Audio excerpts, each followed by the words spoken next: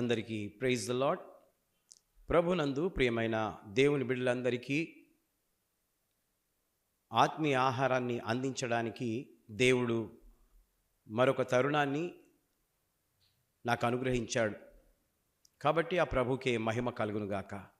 నేను చెప్పబోయే మాటలు జాగ్రత్తగా మీరు విని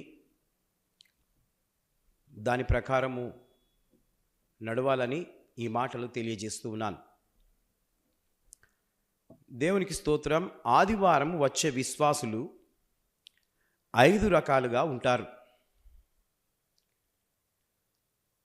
అనగా బైబిల్ గ్రంథంలో మరి యొక్క ఆదివారపు దినమును మనము ఎలా రావాలి, ఎలా ఉండాలి అని వాక్యం చెప్తుందా అని ఒకసారి వాక్యంలో మనము చూద్దాం. నిర్గమాకాండము 20వ అధ్యాయము 8వ వచనంలో ఈ విధంగా వ్రాయబడి ఉన్నది.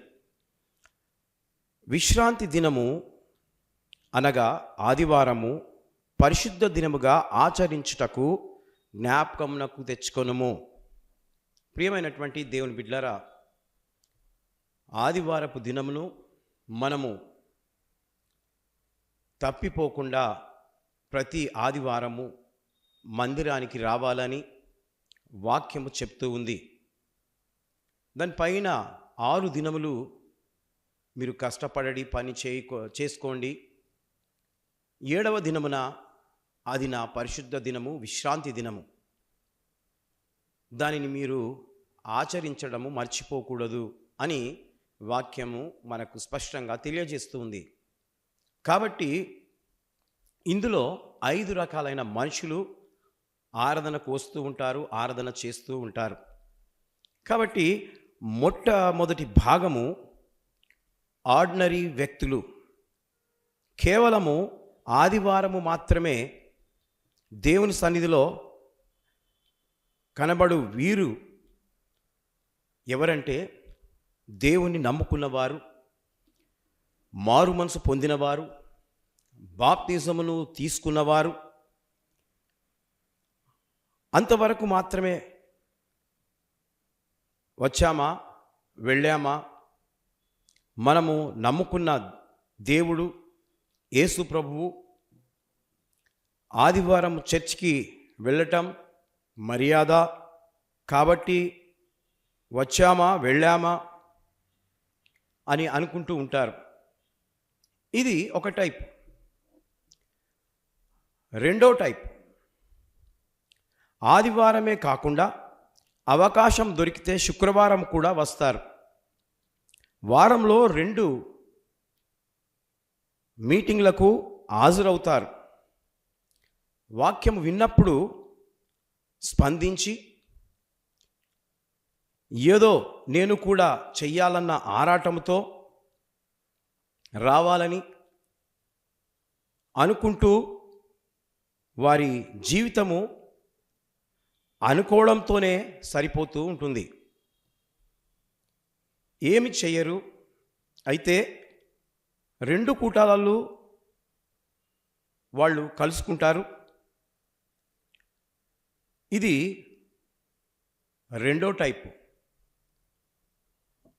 మూడో టైప్, వీళ్ళు 2 కూటాలలో కలవడమే కాకుండా దేవుని సన్నిధిలో కనబడుతూ వాక్యం చేత రేపబడి కనీసం నేను కొంతైనా చెయ్యాలన్న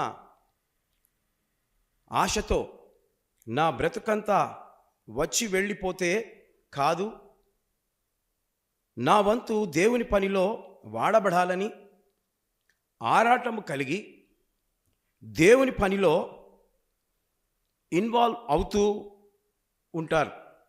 తర్వాత అనుకువ సమయంలో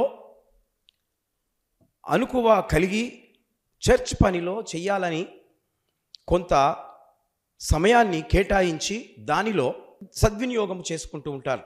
దేవుని కొరకు నేను కొంతైనా చెయ్యాలన్న ఆర్భాటము వారిలో ఉంటుంది. ఆతృత పడుతూ ఉంటారు, పనిలో ఇన్వాల్వ్ అవుతారు. ఏదో ఒక భాగంలో దేవుని పని చేస్తారు. అనగా దేవుని పనిలో పాల్పొందుతూ చేస్తూ ఉంటారు. 4వ భాగం, ఇదొక టైప్. దేవునికి మహిమ కలుగునుగాక. వీళ్ళు 2 కూటములే కాదు, దేవుని మందిరము ఎన్నిసార్లు ఛాన్స్ దొరికినా, ఎన్నిసార్లు ఆరాధన జరిగినా అన్నిట్లలో కలుస్తూ ఉంటారు, వస్తూ ఉంటారు. జాగ్రత్తగా దేవుని మాటలను వింటారు. వినటమే కాదు, దేవుడు అనుగ్రహించే దేవుని భారాన్ని పొందుతారు. అంతేకాదు, పరిచర్యలో పరిచారకుడుగా, పరిచారకురాలుగా ఇన్వాల్వ్ అవ్వడమే కాకుండా అక్కడి నుండి మరొక మెట్టు ఎక్కి దేవుని సేవకుని జత పనివాడుగా, పనికత్తెగా ప్రయత్నిస్తారు. ఇతరులకు సువార్తను ప్రకటించి మందిరానికి నడిపిస్తారు. ఇది ఒక టైపు.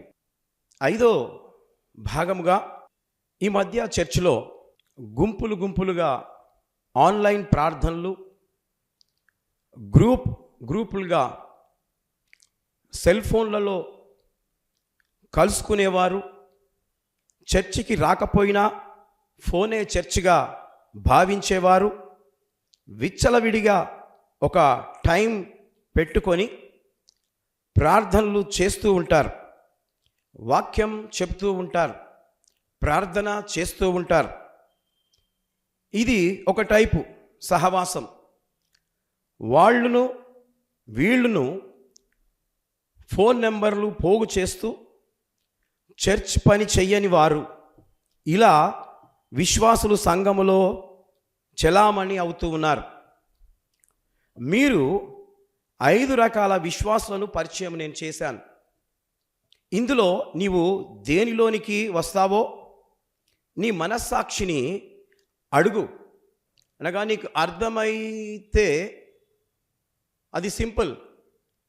కాబట్టి దేవుని బిడ్డలారా, ఇందులో నీవు ఏ క్యాడర్లో వస్తావో నీ మనస్సాక్షిని అడుగు. నీ మనస్సాక్షి నీకు సమాధానము చెబుతుంది. కాబట్టి దేవుని యొక్క పరిశుద్ధ ఆదివారం నీవు తప్పిపోకుండా మందిరంలో కనబడే వాడవుగా, కనబడే దానవుగా ఉండాలని ఈ మాటలు నీకు తెలియజేస్తూ ముగిస్తున్నాను. దేవుడి మాటలు దీవించి ఆశీర్వదించునుగాక. May God bless you.